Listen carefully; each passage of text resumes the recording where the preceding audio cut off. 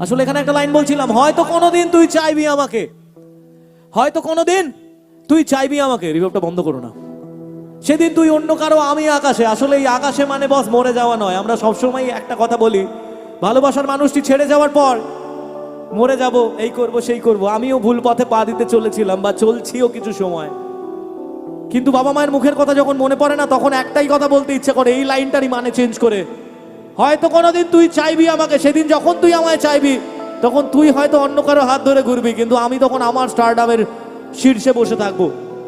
আর আমার এই মাইকের আওয়াজটা শোনার জন্য তোকে অনেক দূরে দাঁড়িয়ে থাকতে হবে। এটা আমি মনে করি শুধু আমার নয়, আমার মতো প্রত্যেকটা মানুষের জীবনের লক্ষ্য হওয়া উচিত এটাই। আসলে আমি জীবন থেকে সবকিছু হারিয়েছি, নতুন করে বলার কিছু নেই। সোশ্যাল মিডিয়া তোমরাও জানো, তোমাদের হাতেও মোবাইল ফোন আছে, সবাই জানে। জীবন থেকে সবকিছু, আমার শেষ থাকার বাসস্থানটা ছিল সেটাও গেছে,